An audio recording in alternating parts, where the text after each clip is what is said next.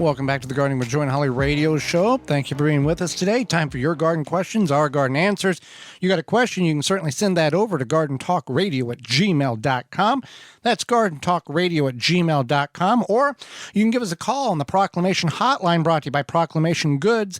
That number is 1-800-927-SHOW, 1-800-927-7469. Proclamation Goods creates cookware for the eco-conscious home chef.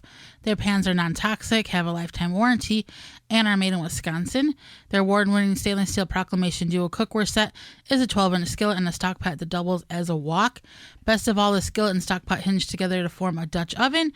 It's 2 pans with the versatility of 10, empowering you to cook more with less. If you care about your health and strive for a more sustainable lifestyle, then Proclamation Goods is for you. Supply is limited, so orders now at proclamationgoods.com. All right, this question is sponsored by Fleet Farm and fleetfarm.com.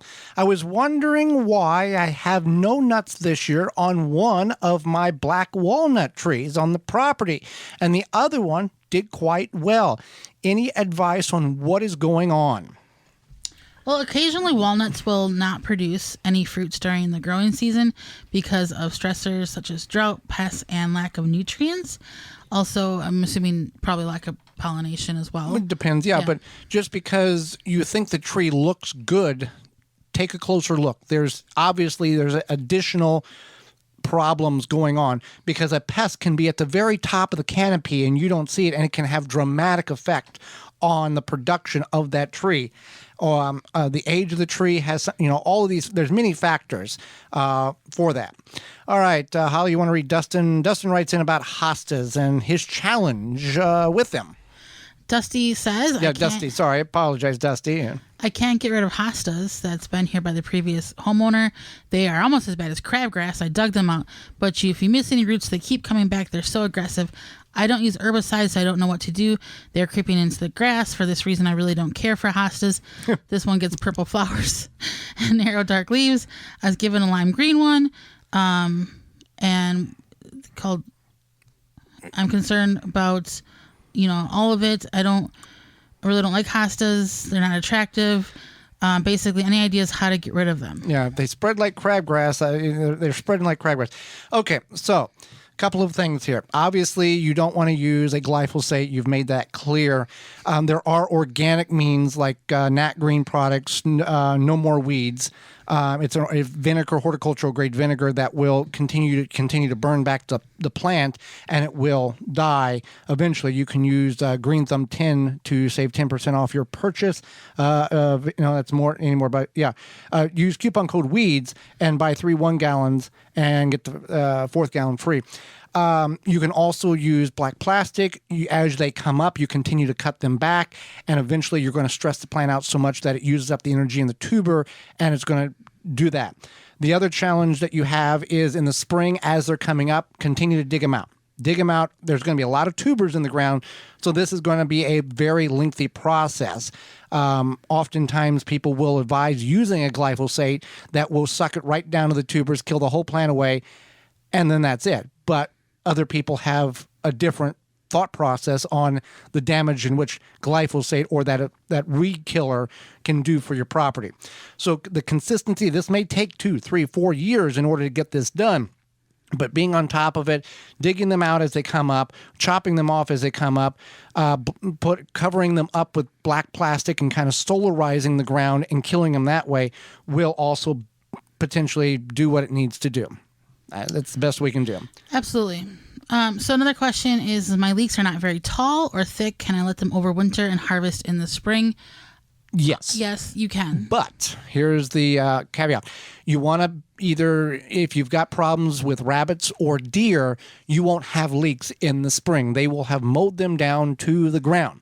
If they are thin and spindly, you are not going to get much of any growth now through early spring if you're able to keep them vertical and nothing eating on them. As the spring soil warms, you're going to get a little bit of girth put on them, but you got to be careful because they are biennials. They are going to go to seed the second year, which will be next spring. And as soon as they feel that warmth of spring, they're going to put a seed pod and a shoot on, and it's going to be very tough to consume the actual leek portion because it's going to transition into a reproductive state rather than a tender state like you currently have. So there's a very difficult or challenging balance that you have to juggle there, because you may let them grow in the spring and harvest them, and then there's this solid core like inside of a pineapple, tough stem that you're not going to be able to consume no matter what you do in regards to that. So the biggest challenge we have is animals consuming it.